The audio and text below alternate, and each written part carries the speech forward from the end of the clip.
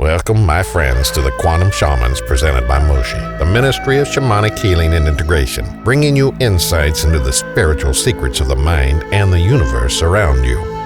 We are here to help you on your spiritual journey and path of healing. And now your hosts, David and Anthony. Welcome to Quantum Shamans presented by Moshe. I'm Anthony. And I'm David. And today we're here with Patrick Simmons. Hi, Patrick. How's it going? Oh, dude, we're so happy to have you here. We love your light. Yes, it's fantastic. Such a bright one. Mm-hmm. Yeah. Before we get started with Patrick, David, you know what to do. Yes, I'll do my thing. The Ministry of Shamanic Healing aims to help individuals heal from spiritual maladies stored as energy in the subconscious that manifests in the form of trauma, PTSD, physical illness, mental health issues, and addiction. These practices include, but are not limited to, yoga, breathwork, meditation and mindfulness practices, Reiki, sweat-led ceremonies, sensory deprivation, sacred plants, and any other ritual healing we collectively decide to establish. We hold ritual healing for a community to heal collectively in a safe space, as well as individual healing for the members of our collective, tailored to the members of our collective for the purpose of intensive inner work. Our most important responsibility is to help our members integrate their individual and collective experiences and spread love for the betterment of mankind. Our belief is that our collective consciousness is God. Every living organism has a purpose and is essential for homeostasis. From the single-cell organisms to the observable universe, we are all connected and equally important. We all deserve love, respect, peace, harmony, and forgiveness. Love is the most powerful force in the universe. Love conquers all. Mm-hmm. Aho, amen, and so it is. Yeah, beautiful. So mote it be. So mote it be. Hi, Patrick. Hello. Welcome. Thanks. I'm honored to be here, guys. We're honored to have you here. Yes. You're a beautiful light. I've been enjoying, mostly lately, I keep catching you on your own little live streams that you're doing. Yeah. Those are really fun. Like, how long ago did you start doing those? Right around COVID, actually. Uh-huh. I've been in 12-step programs, and I thought, like, a lot of them shut down, and I'm like, people need to hear some good daily readings. And, yeah, and it was a way for me to, like, to build my confidence. And, like, the first couple times I heard myself talk, I'm like, yeah, that's normal, what am dude. I doing? And, Me too, yeah. And, now I just flow with it, It's Yeah. a beautiful thing. Yeah, that's awesome. Give us a little bio. Tell us about who Patrick is, how'd you get here, what happened. We all have really cool stories of what we go through to get here. Like, you're obviously, I know you, I feel you, I see you. You're on your path of healing, enlightenment, connection to the higher mind. How'd you get here? Yeah, so, I'm 33 now.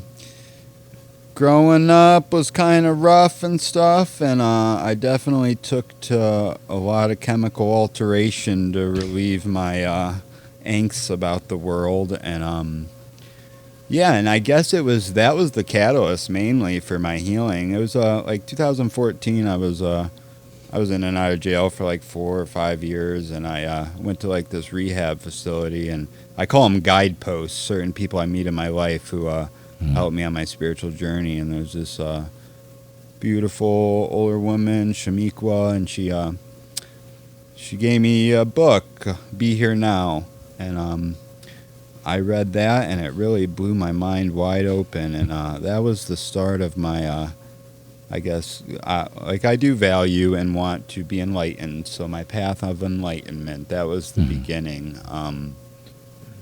Catalyst for awakening. Absolutely. And I like a dear friend of mine says, just because you have a spiritual awakening doesn't mean you can't go back to sleep. And so I've dipped in and out of my journey quite a few times since then. But yeah, it's just, I don't know. Having kids was one of the best spiritual experiences of my life. Word. That really got me. I didn't really care much about doing anything in life. Just hanging out was I was content until having children. But yeah, I don't know. And then I got sober and had some beautiful spiritual awakenings, totally sober. And then I had a old friend who's not really a friend anymore, but he's a good deadhead, and convinced me that psychedelics were more than just a drug. And And it was 2018 on Christmas, actually. I ate some LSD with my cousin, and my child's mother at the time was like breastfeeding my son, and I could see the life force energy flowing through her body into my son, and it's really cool, actually. Like we were not in a good place when he was conceived or born, Yeah. and I actually had some resentment against my son, unbeknownst to me at the time, and man, I was able to connect with him on such a level that all that went away. And ever since that time, I've definitely devoted part of my life to promoting psychedelics and exploring them myself, and which has brought me to different healing modalities also. But yeah, it's been an interesting ride so far. For sure. I mean, Yeah, it's a key to unlock many doors. Yeah. Certainly. No doubt about it. It opens up a lot of But things. once those doors are open, you can grow that and nurture it, and your entire existence becomes psychedelic. Mhm. absolutely. Once you know, you cannot not know. Mm-hmm. Yeah. Mm-hmm. Just like, I'm not a proponent that will say that you'll go back to sleep. You can become temporarily unconscious. That happens, and I think that happens to everybody. I don't care how high you fly. There's times I forget who I am. Yeah. I guess I get triggered and I forget. Yeah. Yeah. For me, it's just jumping back into escapism. Yeah, that's normal for us. Yeah. Yeah. What happens is we become aware that we're escaping. That's the thing. Like, why am I escaping? Yeah. Getting into there. Well, and then you started questioning. I started questioning myself. Why? What am I escaping? Oh, how I feel. Right. It's part of our sensitivities. Yeah. I haven't really met anyone who has been like on a journey using, like how you just said, I use many different kinds of substances to try to numb myself in a ways. Yeah. What that is. I never met anybody who's energy sensitive and, conscious that hasn't really had that happen. I've noticed that a pattern too from coming to Moshi, and just the different people that I've encountered. My guideposts are all very similar. Like I was an intravenous drug user for about 6 years, and like you say, you can jump through different dimensions of reality, because what I was then is absolutely, I wouldn't even recognize myself. Quantum shifting. We're quantum people. We're quantum beings. We just jump through. I can agree to that. I've seen so many different realities. It's insane to me. How many books could I write, I wonder? How many books could you write, I wonder? How many books could you write, I wonder? Yeah, maybe. That's what we should probably do, start writing some books. We got the right. We got some people that, I've had direct connection even with people connected with you asking me to do that. And I'm looking forward to that. Yeah. We should write volumes and volumes of books. Stories help people's mind open up. And then that kind of, like how you just said, like, sometimes I want to do good readings. I sit there, I enjoy your readings. You show up. What have you been reading lately? 365 Tao. Yeah, a Taoism book. Yeah. Today, actually, I was not feeling it this morning, and I got up and I went downstairs, and I have a bookshelf, and something caught my eye, and it was the Jesus Calling book. So I did, and I'm like, man, I'll do my video, I guess, Spirit Calling, like, hey. Yeah.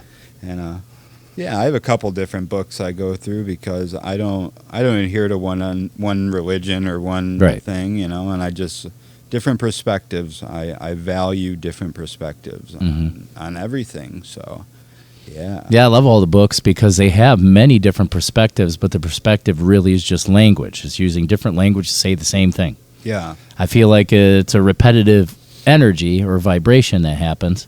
However, there's many ways it can be said, and it needs to be said in many different ways, because that's what unlocks the mind. I call it song singing. Singing the song. I remember once when I was a young kid mowing the lawn. We had like 3 acres, and just riding on a lawnmower almost like put me in a meditative state, and it clicked one day, because I'm like, none of this religion could be true. And I'm just in my state, and I'm like, oh my God, it's all true.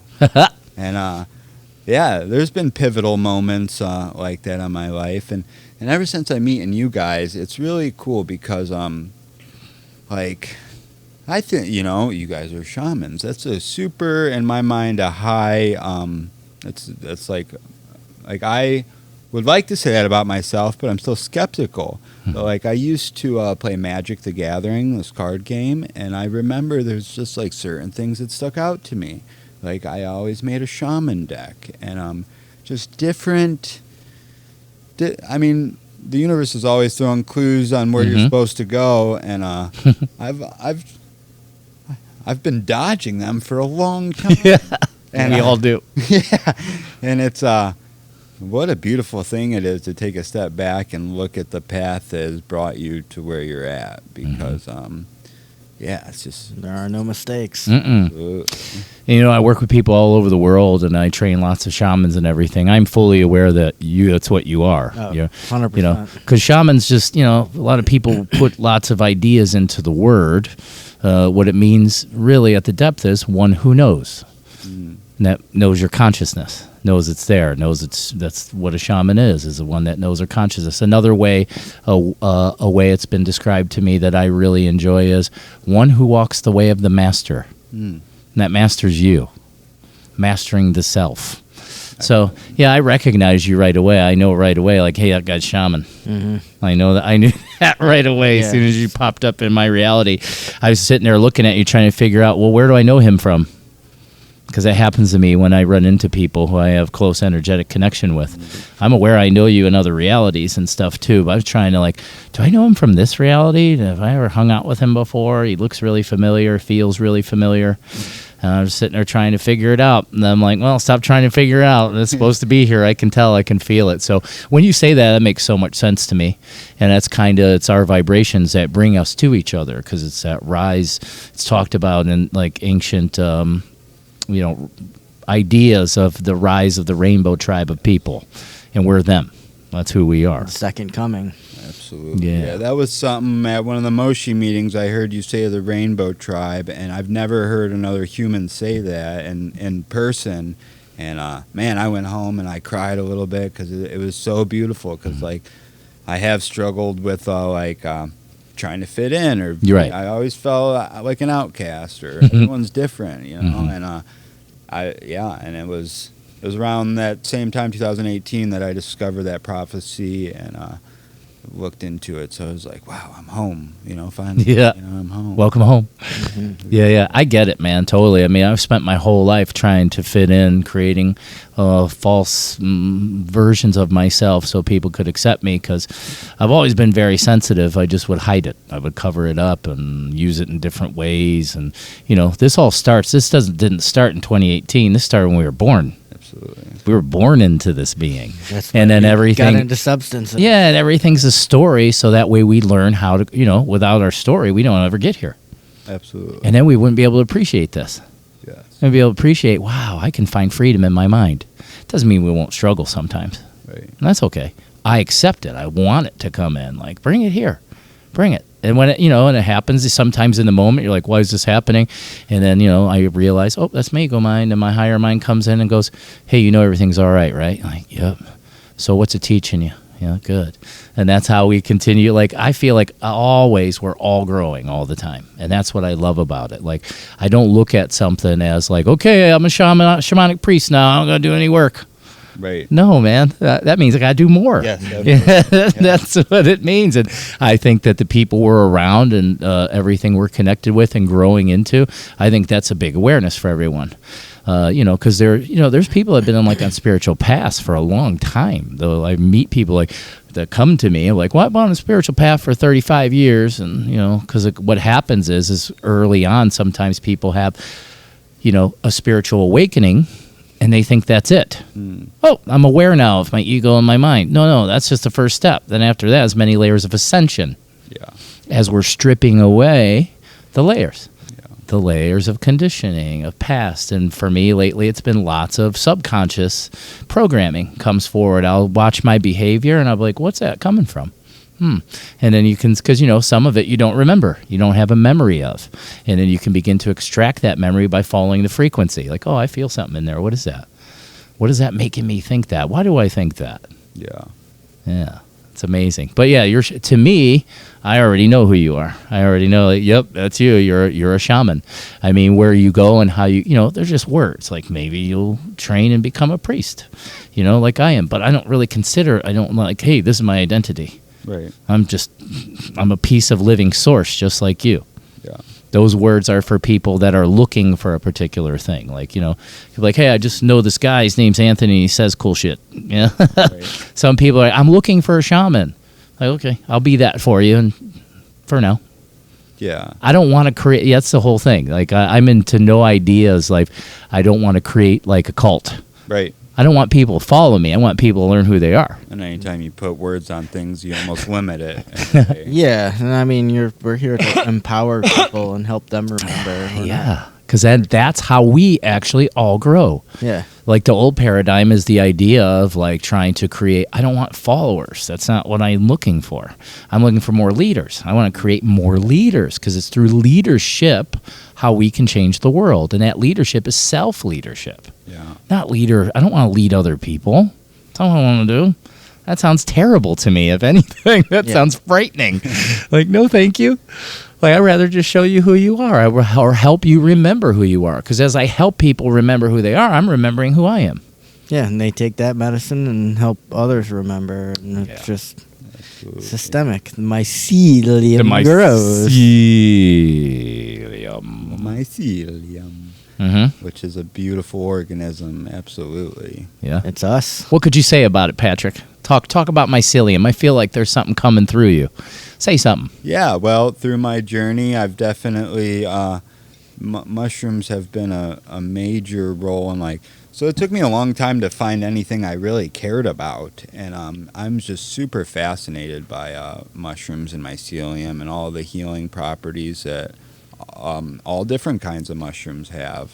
I got into growing lion's mane, which is super good for brain health, and which is awesome. My kids helped me, and grow some blue oysters for just food, culinary purposes. And recently went to a class to learn how to grow cordyceps, which is super good for energy and ATP, which I'm not super familiar with, but adenosine triphosphate. Yeah. Yeah, so it's it's been an interesting journey in the way it's been hard for me to focus on any one thing for a long time, and when I found mushrooms, I could not focus on anything else. And I kind of had the same thing kind of happen, and it all opened up, and that's when I learned about Paul Stamets. Okay, yeah. He kind of opened up, and then seeing the genius within this man and come through. Like, even when you're talking about it, I can see this brilliance that comes through your energy field. Like this living energy, which is mycelium. It's not just a plant or a fungi. It's actually a living being, and that's how I understand it. And when we all become connected to it, it speaks through us. It's got this ancient intelligence that comes through. Just like I grow these ones for culinary purposes. I could just see this genius come through you. That isn't, our personalities. This is our higher self coming through. How about Paul Stamets? You ever study him? Do you know him? Yeah. I would figure you do if you were. Yeah. He didn't start getting the mushrooms until he was in his 50s. Another parallel is you go out in the woods and you see these mushrooms and they just look so different and all the cool properties that only them have, and I've related that a lot to me, and it made me feel more at home here, and I really I have the Culinary Mushroom book by Paul Stamets, and I've listened to a lot of his stuff. And there's another guy, I just went to a mushroom festival, Myco Fest, a couple weekends ago, and William Padilla Brown, he's awesome. He's a young kid. He's the first one to grow cordyceps in America, and a super young kid just doing it. And it's just really neat stuff. And I mean, it's medicine, know. And then I asked myself a long time ago, what's my goal on life? And it's to raise the consciousness of humanity. And it's just one neat, cool thing I found that, it doesn't even have to be psychedelic. There's so many properties and different mushrooms that are just beneficial to the human organism. And just spreading the knowledge, because mushrooms are relatively new to the stage with the science and everything. I mean, a couple years, but like we have no idea all these beautiful, things that are out there. And I believe nature is so intelligent. It grows around us what we need. Like there was a time this spring, I had this weed growing all over my yard, and there's a beautiful app called Picture This where you can take pictures of plants and it'll tell you what it is and stuff. And it's called Cleavers, and I got into it, and I made some tinctures out of it. It stimulates the lymphatic system, which at that point in time, I was like stuffed up all the time. My breathing was not good, and whenever I feel my intuition, I'll just take a couple droppers, and it's just How cool is that? And it grew right in your yard? Yeah. Just for you to discover it? I believe so. I believe, nature's so intelligent, it grows what we need. It sure is. Right around us. Yeah. We are nature. There's this soil farmer in Arizona, and he connected to Source, and Source basically told him, you need to put this mycelium in your soil, and you'll have the best soil. So he put this mycelium in the soil, and if you stand in the soil barefoot, it essentially reads your DNA and finds what you're deficient in and grows all your medicine into your food. Yeah, the alkaloids that are, like it can read our sweat and then builds the proteins or alkaloids or whatever we need to heal. That's amazing. I've heard similar things about that. These are the things we need to create. Garden barefoot, I was always told. Which this is the first year I made a garden, and it's been a beautiful time in my life to finally just slow down and hone the skills that I have. That's shamanism, my friend. That's what that is. Honing the skill, connecting with nature. We're nature, shaman's just a word. Like Dave and I are priests. We're priests, and at a deeper level, Pacos. Paco means nature mystic. So it means that we understand that we're one with the living nature, that intelligence that you're aware of. Absolutely. Yep, we're not in it, we are it. And we can extract and connect to any form of intelligence that's part of this place. That's kind of the way of the shaman, is to over time slowly begin to connect. And each one of us has like beautiful gifts. Absolutely. These gifts that show up, like maybe it'll show up in your life. You have the consciousness and awareness to see something growing in your yard, and you can hear your spirit tell you, hey, you should learn more about this. And you do, and next thing you know, it's healing you.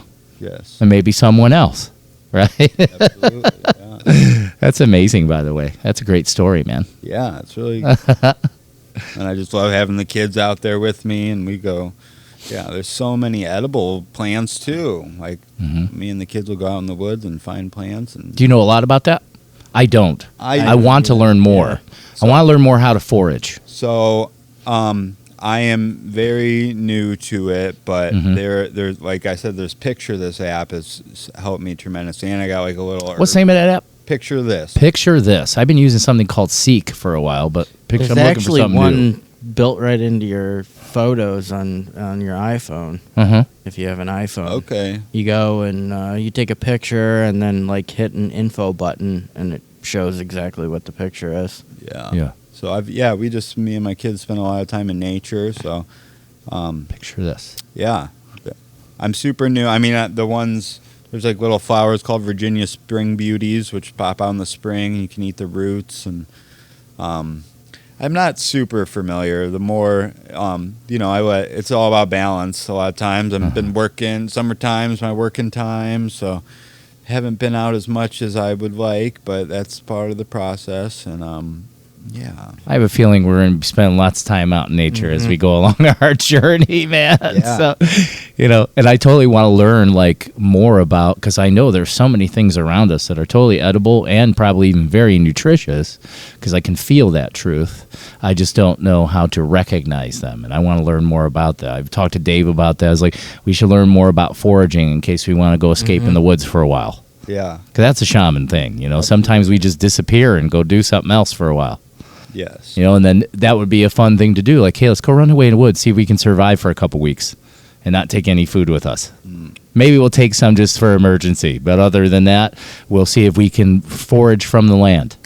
I've definitely thought about that a lot Does that myself. sound Yeah, amazingly fun? It probably would develop some sort of energetic awareness in our DNA and all kinds of things. That's what I feel would probably happen. absolutely. We can use picture this. Picture this if you're would like to sponsor us. Yeah. Picture this app. Yeah. We should send them a copy. Yes. Yeah. Like, we're putting it out there for you.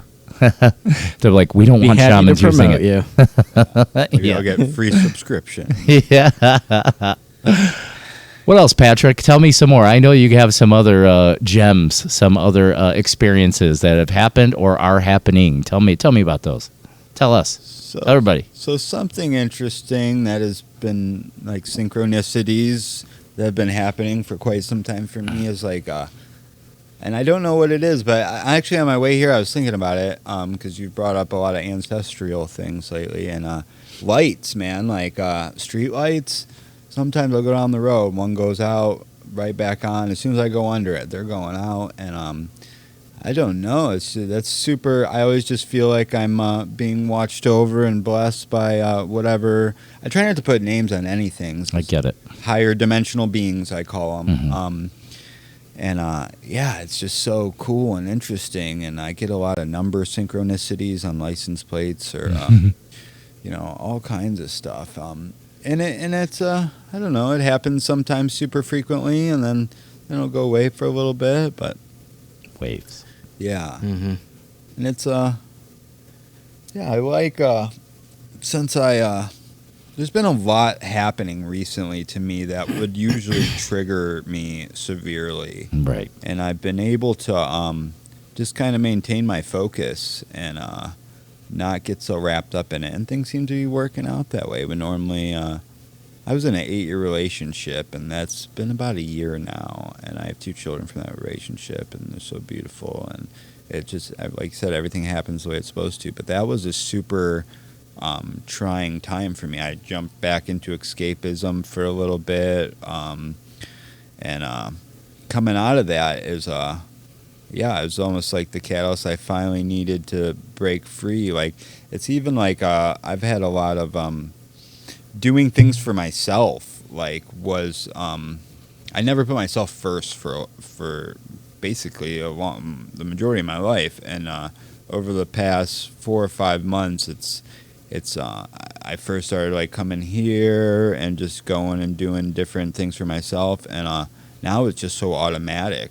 So like you say, the quantum shifting is happening so rapidly in comparison to previous, which I think, rapid could be way more rapid than it is now. Mm-hmm. So I don't know, yeah.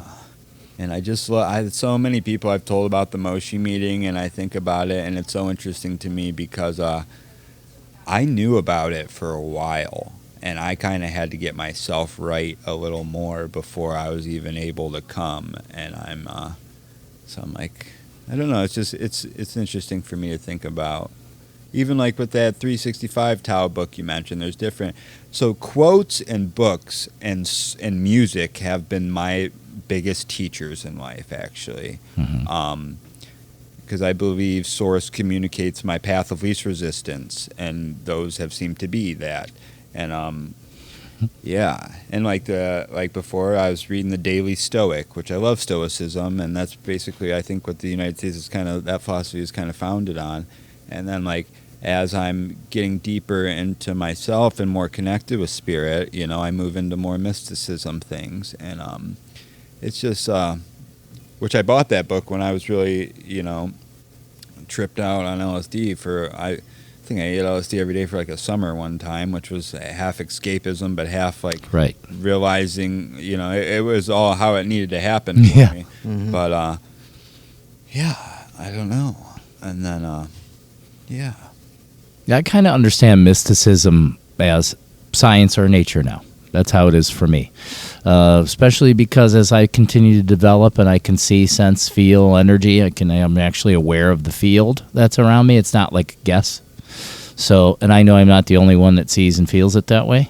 So that helps, Yeah. But my understanding of what one called mysticism in the past is quantum physics. Is what it is, and we are that, and that's the thing. That's something that just stand out to me. One of my guides was asking me, could you describe the philosophy? Could you give us something about the philosophy of Stoicism? Yes, so it's more, from my perception, it's more like a mental, mind is everything. We create with our mind, but it's worded in ways that seems very concrete, like don't let outside things affect you. It's all like I love how it's all the same thing. Mm-hmm. But it's just a very concrete, more or less, rather than they don't talk about a higher power or different anything other than you yourself are the creator of your own reality, and that it's very don't let shit bother you, and just and I guess that's all I can say about it, really. Stoic, don't let it bother you, right? Yeah, like when I started telling people about it, they're like, yes. I've seen people like stoic, and they get like this, like that's what it means to them, like very prompt and like I will handle this situation. I don't need, and not that I don't need Showing help. no emotion. Yes. Yeah. Yes. Which is different than non-reactive too, right? Yeah. Because there was a time in my life where I hid my emotions to, pretend like I didn't care. And now there's a time where, now's a time like where people intentionally try to trigger me and they don't get a reaction because it's, I'm just not triggered anymore. I'm not being reactive to them because I understand, Yeah. You understand that, oh, this ain't going to help me, and you understand where the trigger's coming from, a program that's happening, and doesn't make any sense. I can totally agree with all those things, and I see those things in my reality. I had something really fun happen the other day, as a matter of fact. Mary and I, we stopped to get these drinks called Mega Tea. We get them from like a nutrition store. So there's like some caffeine and stuff in them, but that doesn't matter. We got these drinks, and we're driving down the road, and Mary puts it in the cup holder in the center console, but there's like a bunch of change and stuff in there, so it's sitting too high, so it's kind of top heavy. And so I try to gently turn the corner, but this thing topples over and pours on me. And like on my leg and in the seat, my butt's wet and everything. And like as it happened, I'm waiting because I'm so connected that I'm aware. I watch my ego and how it behaves. So I'm waiting for him to have a reaction, and it didn't show up. And I was like, oh. And I just kind of laughed. And then Mary's having a reaction. Oh, I spilled that. I'm so sorry. Oh, my gosh. She's waiting for me to have a reaction. And I'm like, oh, no, everything's just as it needs to be. I was like, and then I started to explain to her, see what it just taught us? Like, there's nothing happens that's wrong. And that's something that's deep into my teaching. It's just accepting reality as it is. Yeah. If we can move into acceptance and stop rejecting or resisting reality, and however it shows up is how it needs to be, then you don't have any issues. So the only time we really ever suffer is when we disagree with what is.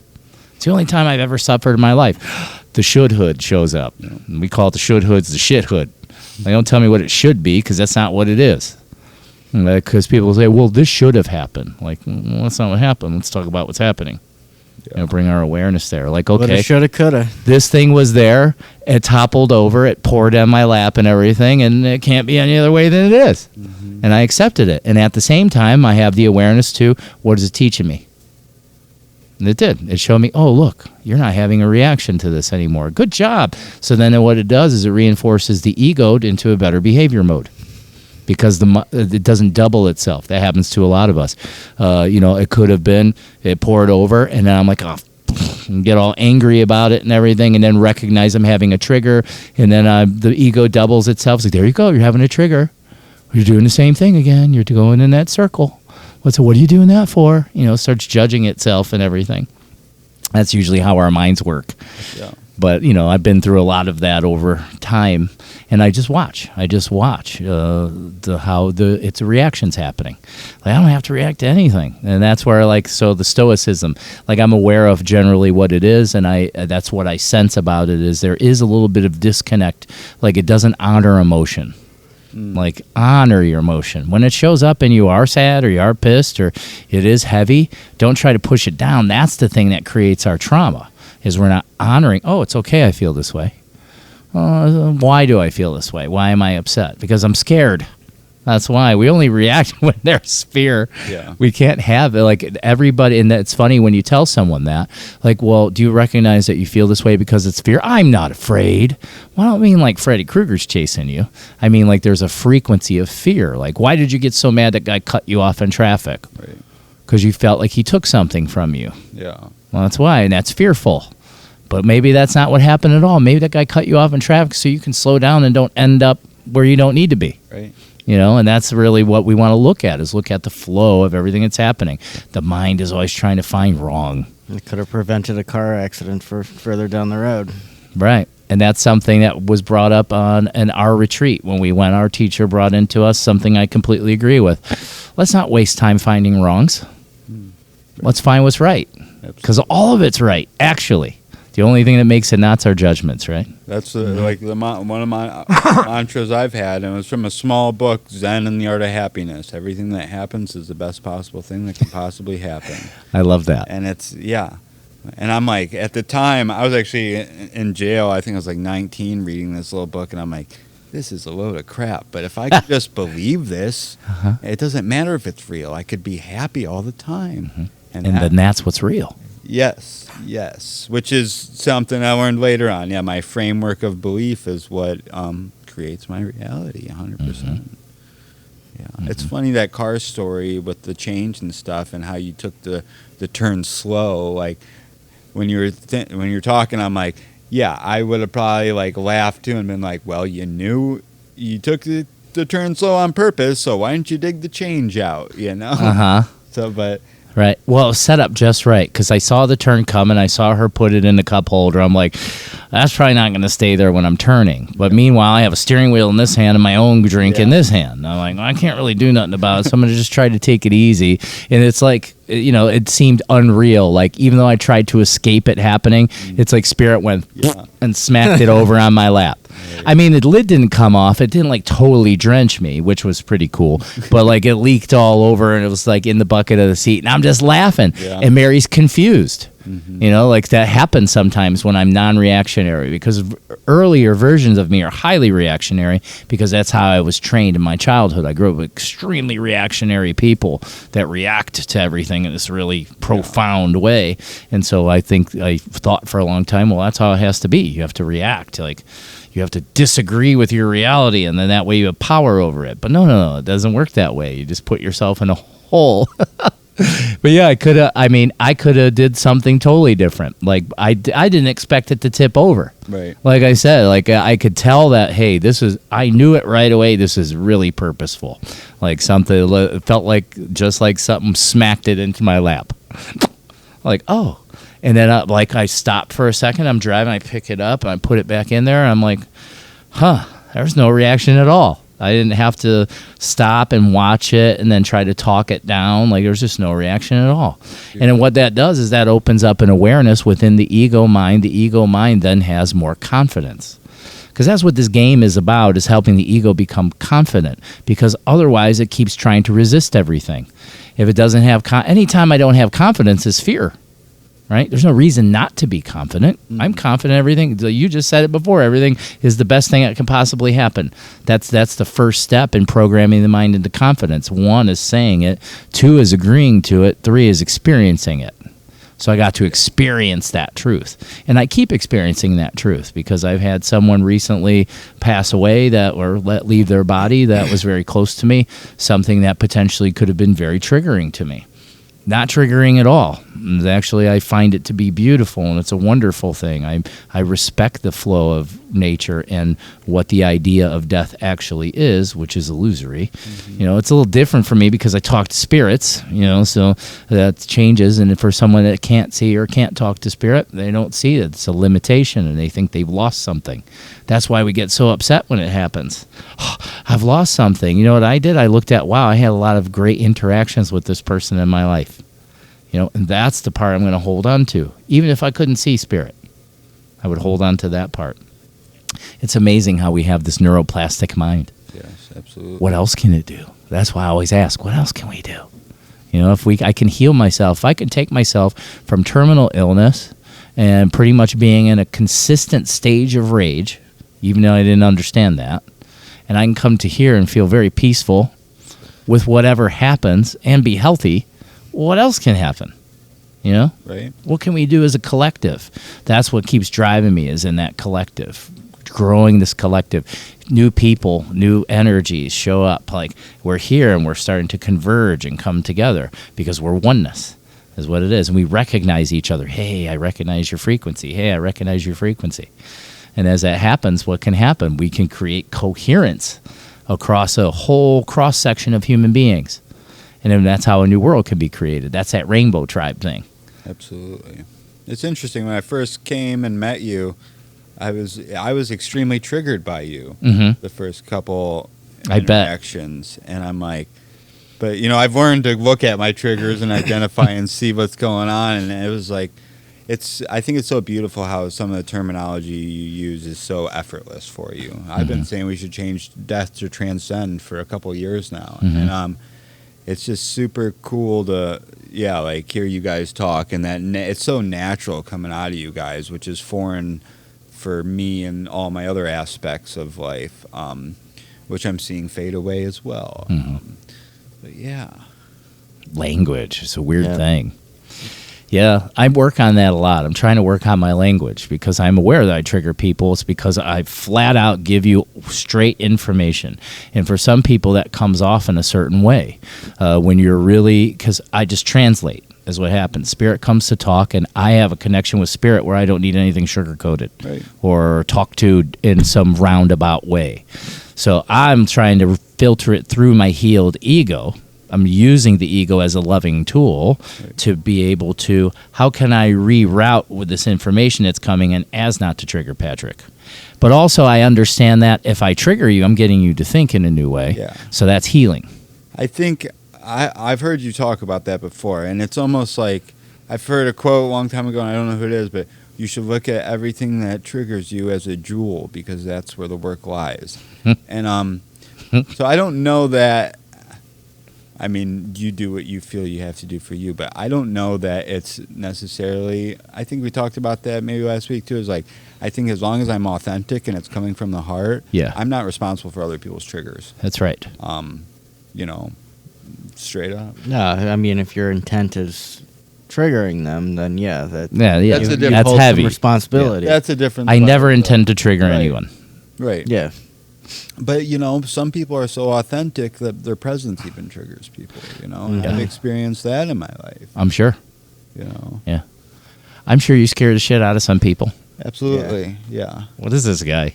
Why is he so calm? Yeah. The art of letting he seems pretty people happy. be. What's going on? Yeah. Yeah. I was trying. Yeah. That was a goal I've learned, or I made for myself a long time ago. Like, it's the art of letting people just be. Yeah. I'm not trying to put nothing on you. Acceptance. I'm not trying to, take nothing. Like, I want to, you know, I value authenticity and just being genuine. Same. You know. And Yeah. I accept you where you are. Yeah. I love everybody. It happens to me a lot, though. Like, I'll have people, I get messages and stuff all the time, like, hey, I just want to tell you I have, like, a love-hate relationship with you. I hate the shit you tell me, but I love it's the truth.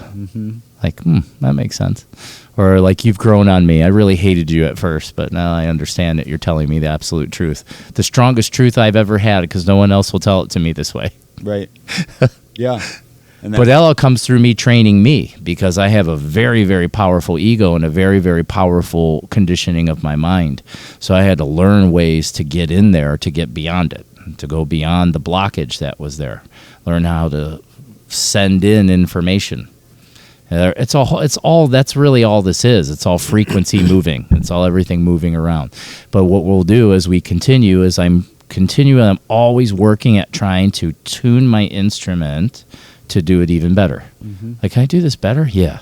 I'm going to keep doing it. And as I do that, it refines my light, which refines light around me and everything in there. There's no separation. I just see everything as one living mycelium. Yeah, the mycelium. I mean, the quantum field looks like mycelium. It's just lines that a nervous system that connects everything. That's how it looks to me, you know. I think people have different It's a perceptions. web. Because, you know, our brain creates the awareness of these things. So everybody kind of sees a little bit different. Some people see it more as a grid shape, things like that. The people that I know that are a little more tuned see it as more of like a nervous system. Okay. And I think there's more than that. I don't think my vision continues to expand. The awareness of the energy field continues to expand because we're all expanding. Absolutely. What's happening. So all I know is that, like, it's not, people get confused. I've had people like, well, you claim to have these great spiritual powers. Like, no, that's what you're saying. I'm sharing with you my experience. You can take it or leave it. I'm helping you to understand what's possible and what your capability is to potentially be able to open into the energy space, to feel. Yeah, I don't sit here and try to claim superiority over anything. That's not it at all. I'm one living part. I'm part of one living thing. How I understand it is more and more like, it showed it to me early, like a neurological system. Mm-hmm. We're all neurons within this brain. And what happens is as each one of us, like, because what comes through you, certain types of information and energy. Since we've sat here, I've heard several different quotes. You have an ability for what your energy field holds on to quotes. That's energy. You're taking wisdom then and pushing it out into the world. And each one of us has that beautiful kind of energy and gift. And what happens when we use them together? We can create deep coherence within that neurological field. Neuroplasticity in the field. Yeah, it doesn't. If it's happening here, it's happening there, and then that goes back into as above, so below, so within, so without. Fibonacci sequences. It's all means the same thing. I like to point out to people, like, look, you have somewhere between 40 and 100 trillion cells within you that create a universe that's you. Yeah. They may all be having human experiences. They may all be different versions of Patrick.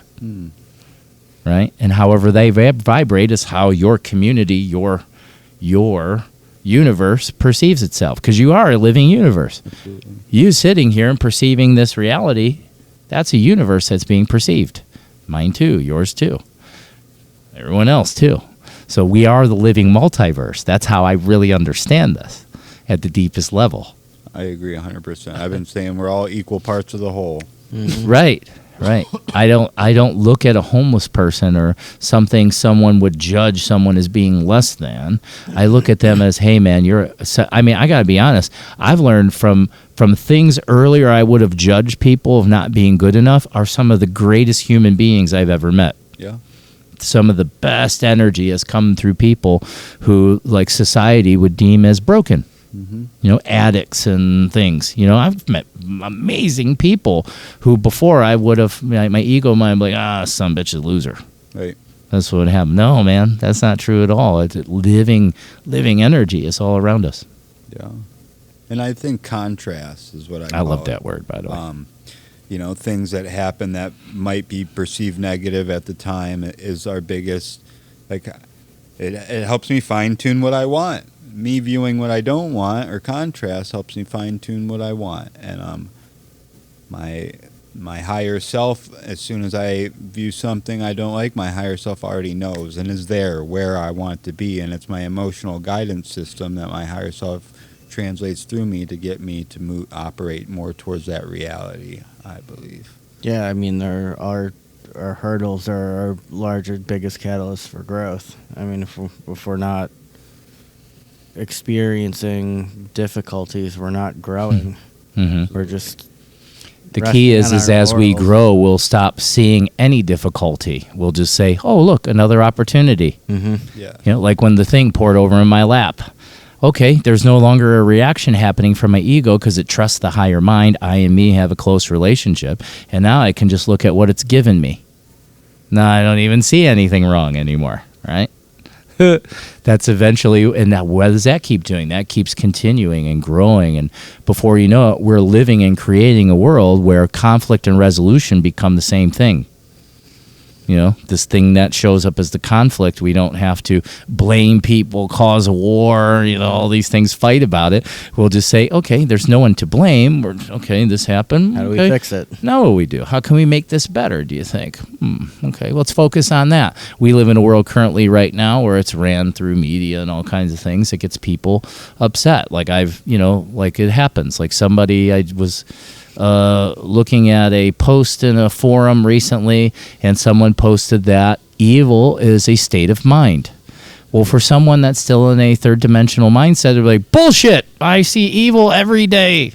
Right. I'm like, well, why are you putting your attention there? And then they'll just be like, well, that sounds like somebody said, well, that sounds like something that someone that's never had to survive being kidnapped and molested by a pedo would have to do. And then my question is, well, did you? Or was this planted into you through media? Right. We're not meant to handle all the world's problems. You're meant to stay here in your localized reality. Create your own.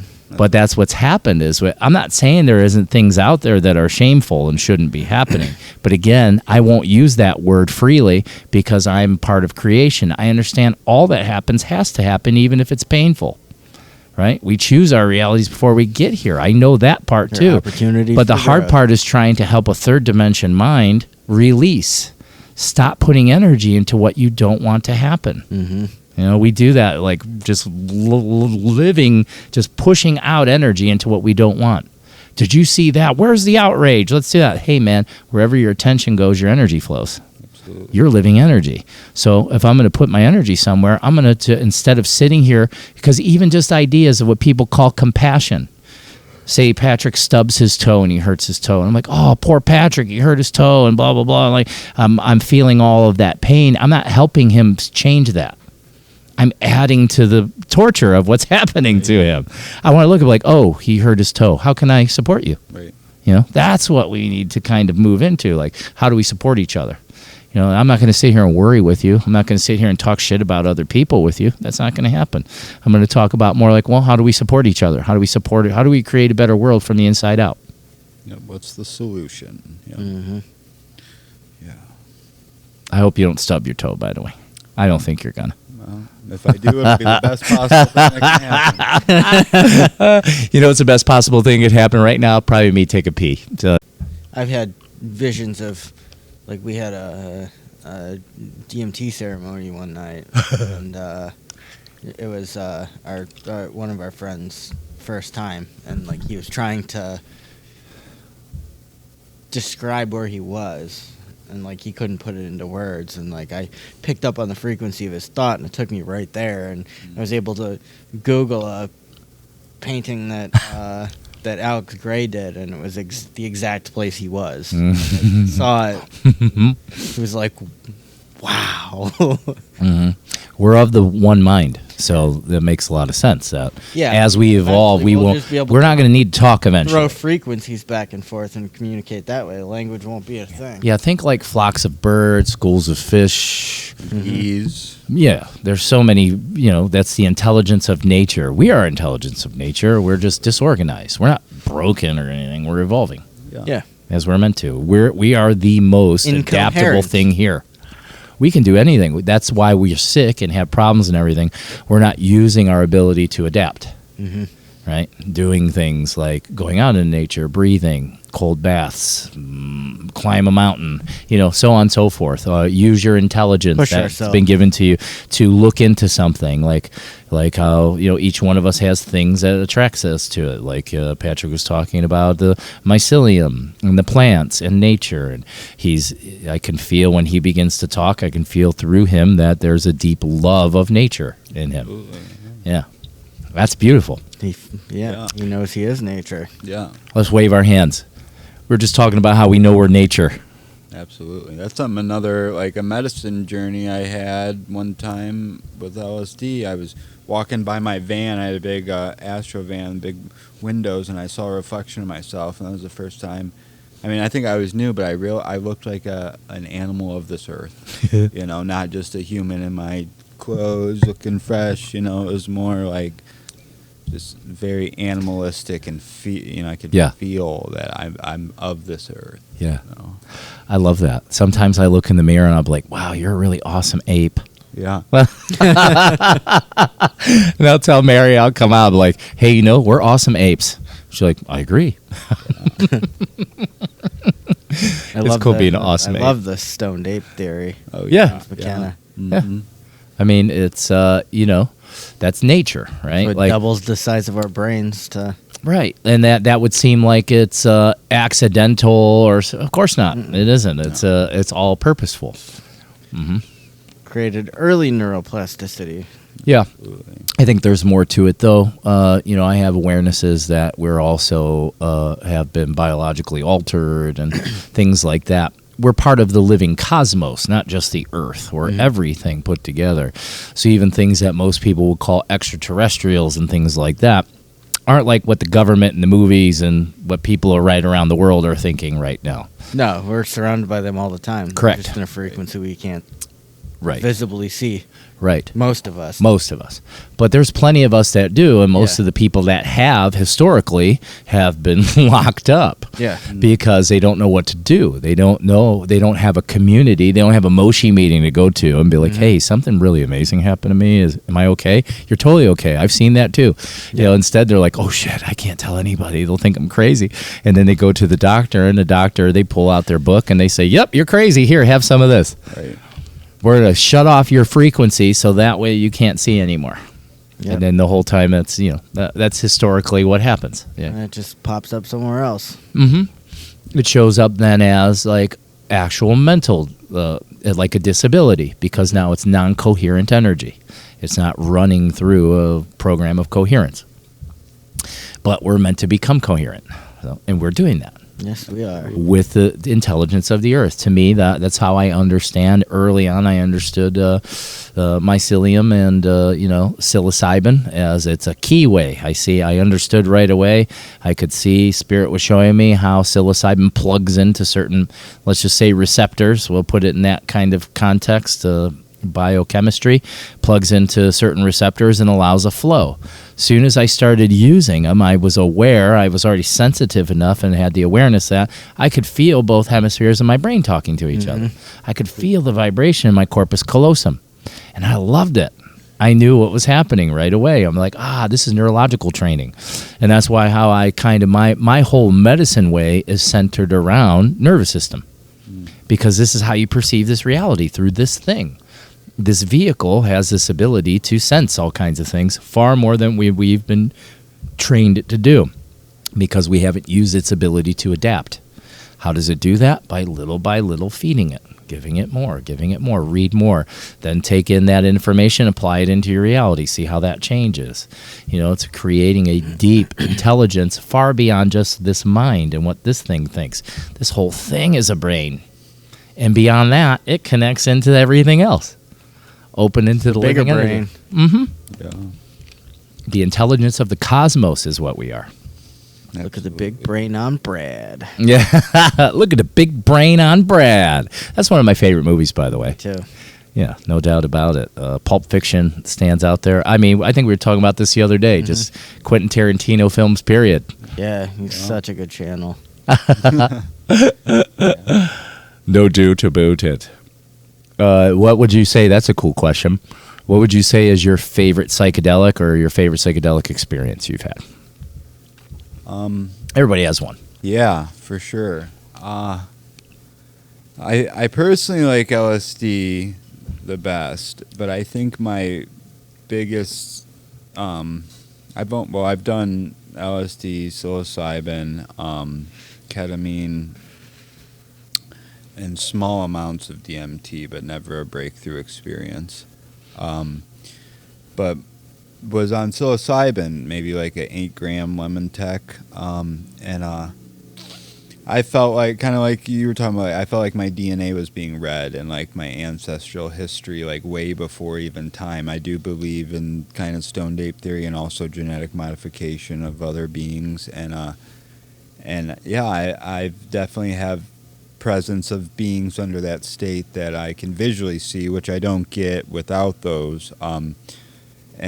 Yeah, it was just this, I believe it was Anunnaki, and I was just really just communicating with it and just giving it thanks for wherever I'm from, I think is no longer there, or a piece of my soul, or whatever it may be. I don't know the right words to contextualize it, but I feel like I was brought here, and I was just thankful that this, because I never, like I said, I never really felt like this was my home, even though I do feel like I'm of Earth, apart, but like it really made me like basically the message I got is like wherever you are is your home. And Yeah, and like I said, in 2018, one of the most beautiful things was my son was a newborn, and I could see the life force energy flowing through her breast into him, and it was just so beautiful. And I laid him on the floor, and our third eye is connected, and there's just beautiful geometric patterns flowing through us, and all the resentment I had, because having kids can be a lot, and it just faded away, and it's like, I guess I will talk about, like, sometimes taking LSD around my children has been, I love it, because I can see the energy and I can see how it flows, and sometimes I can be tense and aggressive, and it allows me to see way more how my interactions affect, especially the people you love. I mean, it's easy to just... It's actually weird. It's easier for me to be super chill and like around people I don't know, but I'm just it's more. I mean, I believe children are here to trigger us, kind of, to help us learn and fine tune our instruments better. So just being in that state of consciousness, that high state of consciousness around your loved ones, whether it be whoever. So like, here's another thing. Like, I've ate LSD with my mother, and who I have a lot of unresolved data around, and under those states, I'm able to look at her for what she is, a human being on this journey right next to me, and without any of the past or other shit being brought up, and that it's been super healing for us, and it ebbs and flows back and forth, but just being able to be open and do those things around that, and I do believe these states of consciousness can be achieved without them, but it's like a microscope into what you can be, or a telescope. It gives me a glimpse of paradigms that I was not utterly aware of before, and that then that's the integration is the work, right? Like coming back from those and pursuing the pathway to achieve those states. But yes, for me, it was like, because it's interesting how you said, like, some people go outwardly aggressive and some people turn inward when there's a lot of aggression in the home, early childhood, or like I was definitely had some abuse, or which I don't even like to call it that either anymore. It was just, there's things that happen that were my catalyst for growth, really, but that were unpleasant at the time. Highly unpleasant. Yeah, I mean, that was just your parents' unresolved emotional data being mirrored onto you. Absolutely. And my parents were just instruments of my existence. Yes. And my dad passed when I was 8, and that was like a kind of abandonment things and things like that. But yeah, I don't know. Yeah, it's just being able to look at someone without all that thought behind it, or all of the past experiences. Judgments. Yeah, is the biggest. See it as it is. Yeah. Yes. Which is, it can be. Yeah, we all struggle with that. Yeah. Right. That's why, like, I got this beautiful watch, and it doesn't tell time; it just says now. Because I love that, awesome. By the way. I need reminders like that, because it. Yeah, because I need one of those. All time is now. I can't get caught up in my preconceived notions. Yeah, I totally agree with what you're saying about, the plant medicines are teachers. So that's how I always tell it to people, that's why integration's so powerful. Because when you take the medicine, what it does is it shifts your frequency and how you're perceiving reality. Like you said, it's that microscope into something I couldn't normally perceive before. So this creates a neural connection in the mind, and if you continue to feed it, it hardwires itself right back in there, is where it is. And that's why you'll see sometimes people, they go on a medicine journey, and they have all this awareness, and it opens, but they're not feeding the circuitry, and it starts to fall back away. It atrophies and falls away, and then they need more medicine to do it again. And then you'll see people, I've seen people do this over and over, just keep doing the medicine. I feel great. I don't feel good. Need more medicine. I feel great. And it keeps coming back and forth. It's a surge. Most people, like you said, not everyone's going to need psychedelics. I feel that people like us are creating a pathway. Because like I said, everything's neurologically connected or energetically connected. So if you, me, and Dave are all changing ourselves and talking about it, we're creating an energetic pathway for someone that maybe never has to use them. Right. They'll just be able to change because we're creating that neurological pathway through source. Right? Like that's how I understand what we're doing here. We're kind of like pioneers. We're out here and we're out there. We have to go through all of our shit so everyone doesn't have to.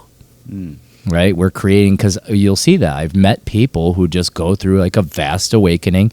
They're able to just strip away all the trauma without going into it, looking at it, feeling it, taking it apart, and continue. That's not typical for most people that I know in this stage, where we're at in this stage of human evolution. And then these plant medicines, they create a highway. They create a roadmap for us to use, and we can begin to feed that. Like, what happened? What did I notice? Like, see how that imprinted on you? Wow, I could watch my son and his mother, and I could see this energetic connection. I could see how it was all nature. That's imprinted into your mind, and you didn't just push it away. You fed that. That fed something inside of you, and that brought a deeper awareness into what everything is. Yeah. Or a deeper understanding. Yeah. Right, because the resentment's illusory. That's created by the ego mind. That's separation. I feel like it's fear. Like that's always what it comes down to. Disagreeing with your reality. I couldn't say it any other way except for the biggest thing about what ascension and awakening is stripping away the illusions of fear. Every day I get less and less fearful. There's nothing to be afraid of. I'm creation itself. I'm aware I'm not going to stay in this body forever. That's okay. Right. But also, I remember my other lives, too. So I think that opens up as we're ready to see that.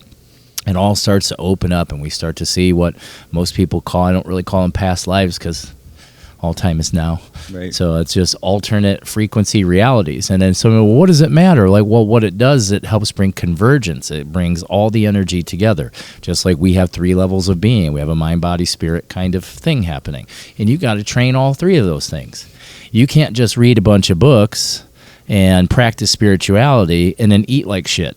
You're going to struggle. There's going to be something going wrong if you don't take care of your body. You got to take care of that body. You got to take care of your mind. You want to feed your mind good things. You don't want to be listening to music with really crappy lyrics that get into your mind and mess with you, because it's a very powerful thing. You don't want to be feeding yourself. You don't want to probably be binge watching Keeping Up with the Kardashians. That's probably going to poison your mind, or watching the news that poisons your mind. And then, feeding the spirit, connecting your practice, meditation. That's no one has to really do anything more than slow their breath down and just be quiet for a little while. Mm-hmm. Just doing that is enough for one to begin to connect into the spiritual space.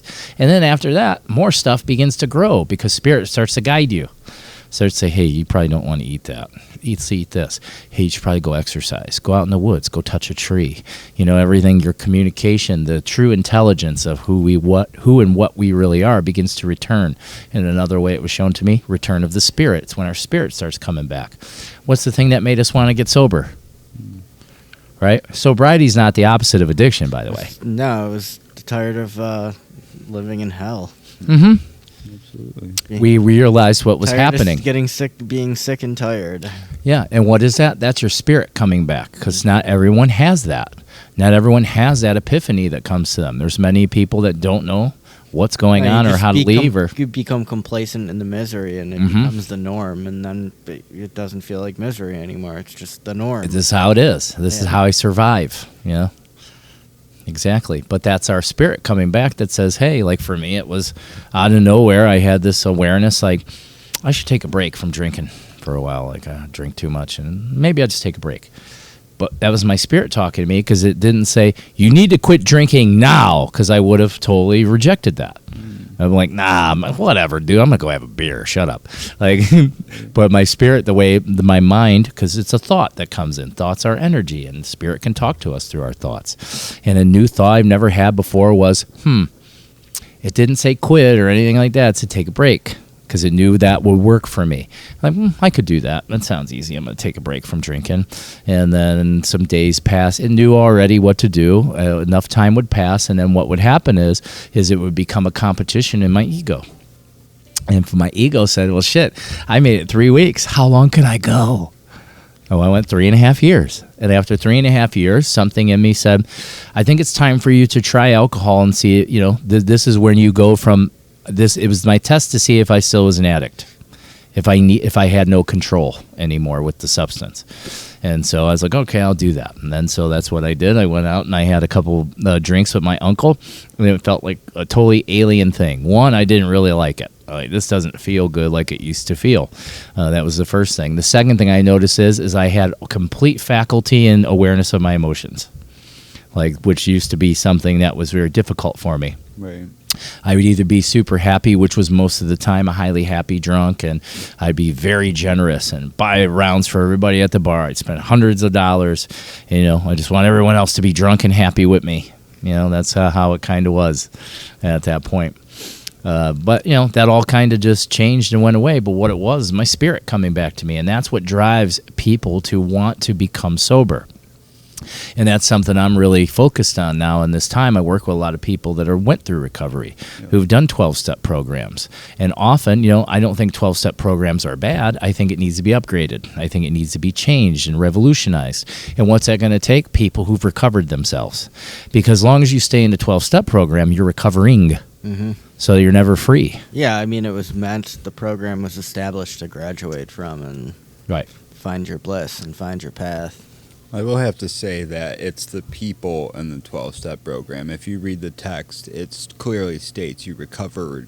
Mm-hmm. That's with anything, right? It's the people that make it. But when you're going and introducing yourself over and over again as an alcoholic. Yeah, you're burning that into your mind. Repetition. You're identifying is a with that. There it is. There's another one of those things. Yeah. I love that you have that thing where you have this great memory for quotes. And that's beautiful. It's actually, I got it from a Lil Wayne lyric. Yeah? How cool is that? Yeah. So that's another thing I think we talked about earlier. Consciousness can come through any medium. Yeah. Mm-hmm. It's your path of least resistance, and that just happens to be mine. What chills all over. And then a belief is a thought you just keep thinking. That's another one, and whatever I keep, those two together change. What are you feeding, right? Yeah. Wherever your attention goes, your energy flows. Mm-hmm. That's one of my favorite quotes. I'm not sure where it came from. I love when my beliefs change. I think it's amazing. I learn something new and my beliefs change. I don't try to stick to any belief system. Yeah. What could you talk about that, Dave? If something came through, can you give us an example of something that happened in any recent time that shifted something in your belief system? Yeah. I guess Moshi really shifted my belief system. Mm-hmm. Like you, I was an atheist. Yeah. I rejected all belief in any higher power. Mm-hmm. And Alcoholics Anonymous, it was definitely a catalyst for that too. Mm-hmm. When the first time I got sober, I felt like I found home, and it became. And I was young. I was 23 when I got sober the first time, and it became my social circle, and it wasn't really about recovery anymore. It was just my new social circle. Instead of hanging out at the bar, I was hanging out with these people from AA meetings and Mm-hmm. going out to get late food and coffee and stuff. And then the first time I got sober, it was really, really easy. I took right to it.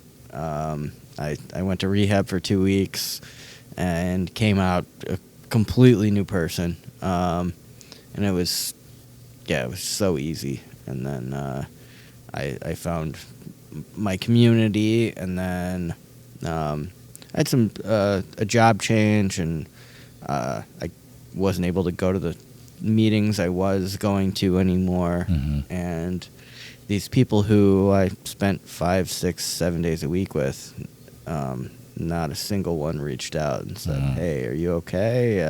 Haven't seen you in a while." And that's something I always did with other people. I noticed them not around for a while, and I'd reach out. "Hey, how's it going? You still okay? Anything want to talk about, and I didn't get any of that. So I developed a big resentment, and that made me an atheist again. And yeah, just like that. And I was bitter and drinking again and just miserable, and then I needed to get thrown in jail for the weekend in order to dry out. And then I was forced back into AA through the courts, which was the best thing that ever happened to me. Sure. I needed that push. But when I went back the second time, I approached the program in a completely different way. I was hanging out and spending time with people who were much older than me, and I really didn't have much in common with, but they had that wisdom that I was looking for. And I was able to gain that wisdom and really grow. And I only went to AA meetings for, I don't know, 3-4 months, and then I really didn't need the program anymore. It quantum shifted me, and I healed that part of myself, and I mean, in conjunction with using psychedelics and things like that for healing. And yeah, I found my bliss again, and I found my new path, and I found motivation, and I found joy. All of the things that alcohol stole from me. I mean, I found no joy in anything. I remember that. I just barely existed. I did the bare minimum to get by in life, and that was it. And it was a horrible, horrible way to live. And but yeah, the second time through the program and approaching it differently, I found myself again.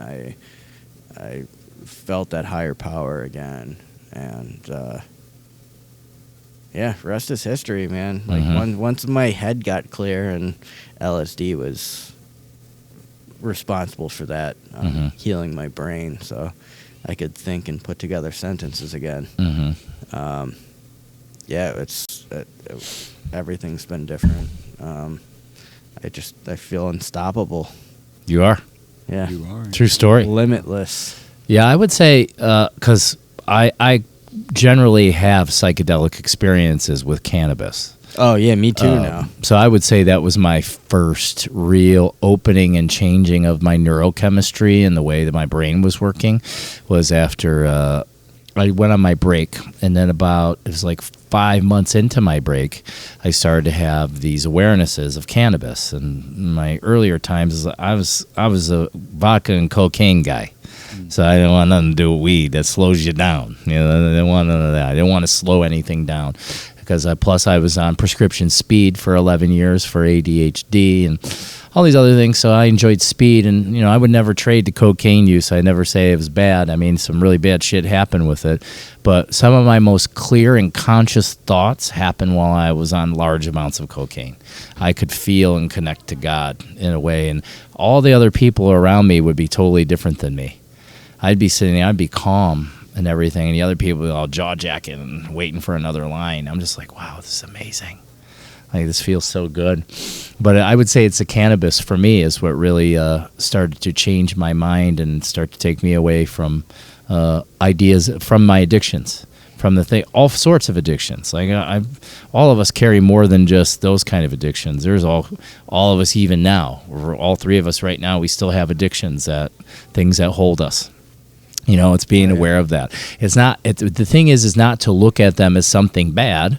It's to be aware that, hey, I'm not better than anyone else. We all have like things that we're addicted to, and I could work through that if I want to. Caffeine, nicotine, sugar. Yeah, I love sugar. Nicotine, I'm doing pretty good. I was using, I was smoking little peace pipes every day for the last couple months, and now it's been a couple days since I used them. But then I hang around you, and you got the Willy Wonka candy ones, the vape.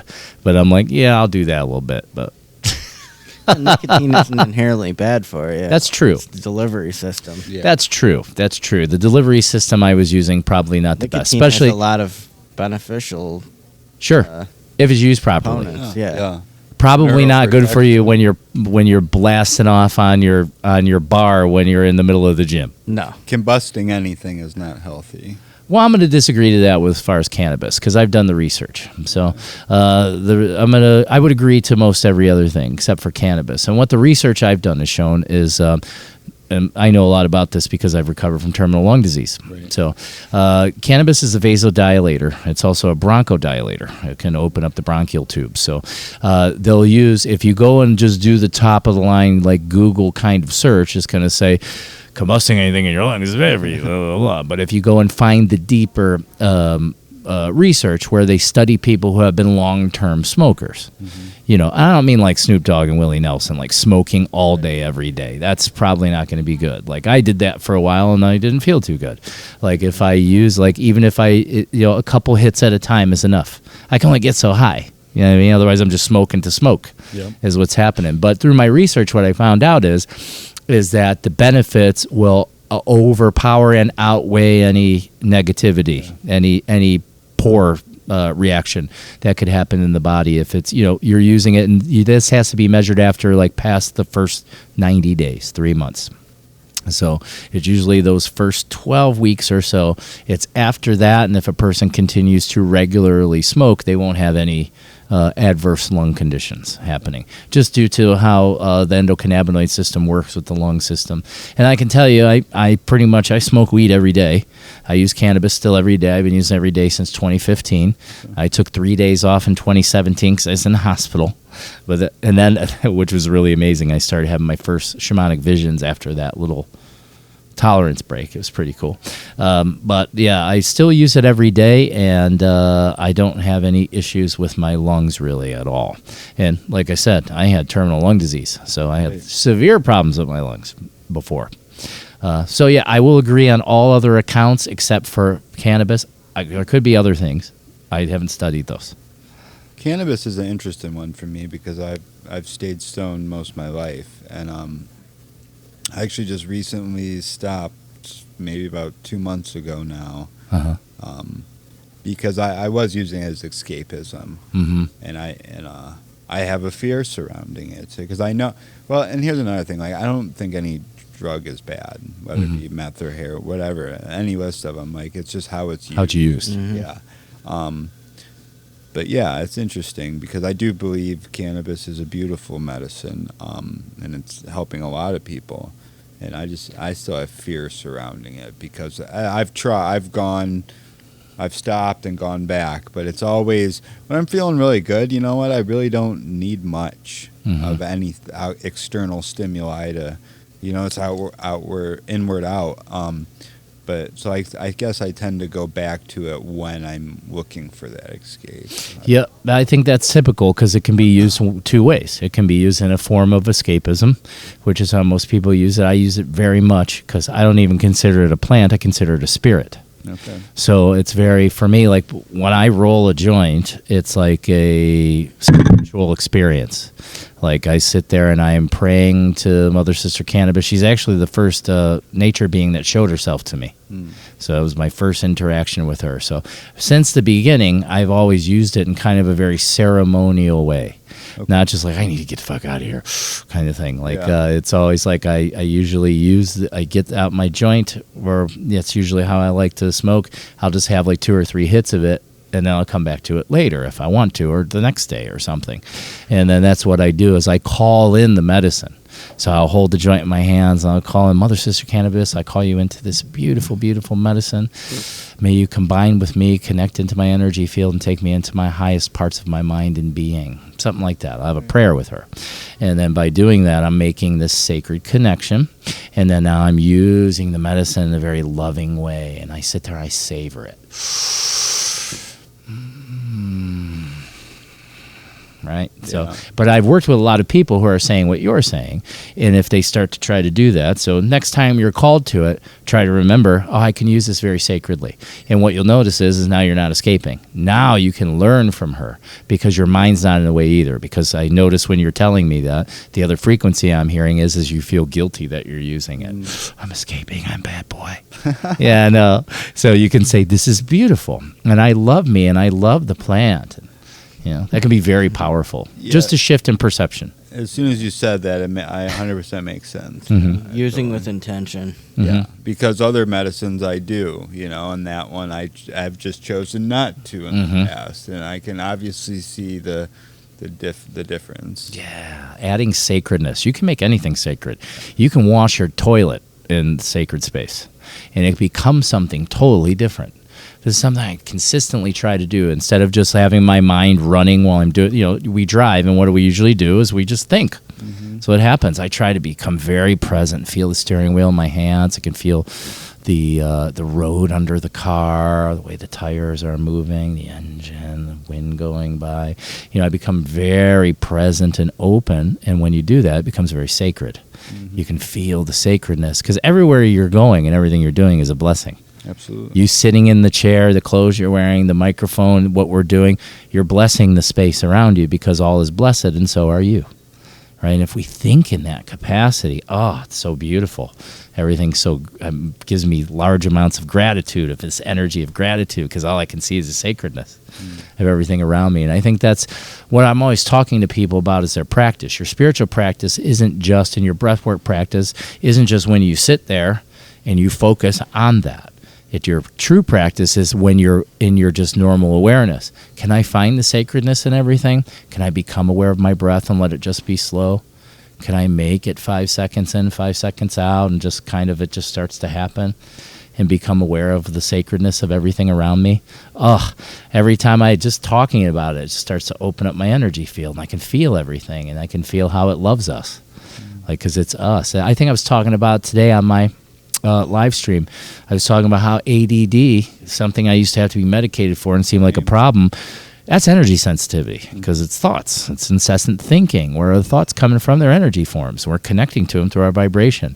Well, this is also a very powerful thing for us as shamans, because what we can do is now we can spread our awareness in such a way that even though I'm sitting here, I'm talking, we're in the middle of a podcast, I can become aware of the entire room around me, because my attention can go in so many different directions at once. But while I'm sitting here, everything in my peripheral vision, I see lights, I see chairs, light outside, even the hair on your face. I can feel that. And what it is it's gratitude. You can give your gratitude and feel everything around you. And that's where the ADD is actually our gift. It's how you use it. It's where you're placing your attention. Am I going to sit here and focus on all these thought patterns that are moving around? Or can I just open up my awareness and feel the room around me? As soon as I feel the room around me, everything feels amazing and beautiful. It's sacred. It's holy. It's blessed. You just get waves of euphoria back from everything. Yeah. That's how we move into Aini. Feeling like you're on MDMA, like a low dose of MDMA. I feel like I'm always on a low dose of MDMA. Like that's how it feels to me. I feel like, wow, everything's so beautifully open to me and wonderful. But it's it's a practice. It's not something I just one day it turned on. It feels that way sort of, but it's like something I continue to hone. It's like sharpening a knife. Just taking your time, sharpening that awareness. And then it falls away, the thinking comes back, the old pattern shows up. That shows up, I go, okay, pattern's back. Do I need to give this attention? No. Can I spread out my awareness? Oh, yes. I can be aware of an entire room. You can be alone in the room and become aware. And I do that with people in exercise, even when I'm in like certain shamanic trainings, helping people. Sometimes I'll let's just close our eyes. Let's slow our breath down. Become aware. I want you to feel your hands. Can you feel your hands? Can you feel the floor on your feet? Can you feel the chair you're sitting in? As I'm talking right now, I can feel you becoming aware of everything you feel. Yeah. So see how beautiful? Let's look at headphones on our heads, the sound coming in. It's beautiful. Everything's so fucking beautiful. It is fucking. In the words of Patrick, I love when the F-bombs come out on the live stream. Fuck yeah, he says. I'm like, yeah, fuck yeah. That's that authentic triggering. Yeah. I love it so much. It's really good. This has been a fantastic conversation, as I knew it would, and I look forward to having. I would like to see you as a revolving guest as we grow together and things happen. I would like you to come back and talk about these things. We would. I know that. I want to see lots of people because it's good. People want to see us grow. You know? They want to see what's happening, and it gives ideas, hope, potentials. We're sending potential. It's a whole place of potential and possibility. Let's be those potentials and possibilities. What's possible? Everything. Yeah. We'll be making videos for Moshi Media Group. Yeah. I can't wait. I already have these ideas. I've been having. I want to create something. We should create more pages and stuff we can do, and like Patrick and he can be part of Moshi. Like this is blah blah blah with Patrick. Whatever you decide you want, whatever spirit says. This is what I'm going to call what I'm doing. Maybe it's just one word. I don't know. That's whatever comes through you. But that becomes part of this Moshi Media Group. And then someone else, Doug, shows up and he does some poetry. Next person. We all have things that we can develop and use in there. I can start doing live streams through, Moshi. That's something on the way here today that came into me. I was like, we should just I have StreamYard and all those things. We can configure it to where we can stream to a Moshi page, to your personal page. I think I can stream to up to like 6 pages at once. Oh, cool. Right? So that's really cool. We can use that. I mean, that's why I have this stuff. It's because I want to create that kind of thing. And I started working with some other people, but they've kind of fallen off. So it's time. That's fine. And now what we're going to do is grow into something else. So be on the lookout for Moshi Media Group. Putting it out there. It's already here. We just gotta it's there. Wait for time to catch up. Time to catch up. No doubt about it. So, Patrick, we're going to start to skin out of here. But what I'm going to do is I'm going to send you the question. One of my favorite questions for most people that come in on here. If you had one message for the world, it can be as many or as few words as you want. But I want you to channel it. I want you to just, as me and Dave do the commercials, just close your eyes, slow your breath down, and bring spirit into you. Because imagine that this is it. Imagine we're like on Dateline 2020 or some big show, and this is your shot to tell the world what they need to know. Okay? No pressure. It's going to be all right. Dave. Yes.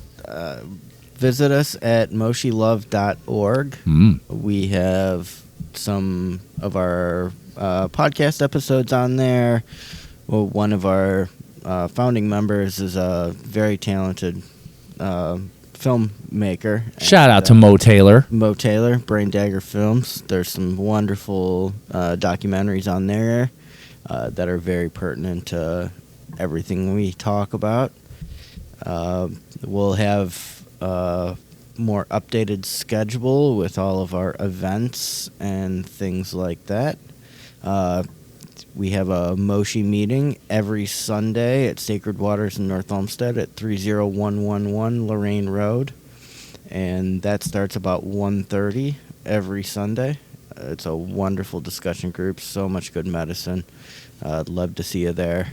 And we're just trying to grow the community. And there on our website, there's also a link to our membership. You can sign up for there or make a donation. We're working on creating abundance to open our first of many healing centers. It's getting closer. Yes, I can feel it. Getting closer and closer. Real close. We're getting looking real at some wonderful properties and planting some seeds. So, but we can't do it without you. Yep.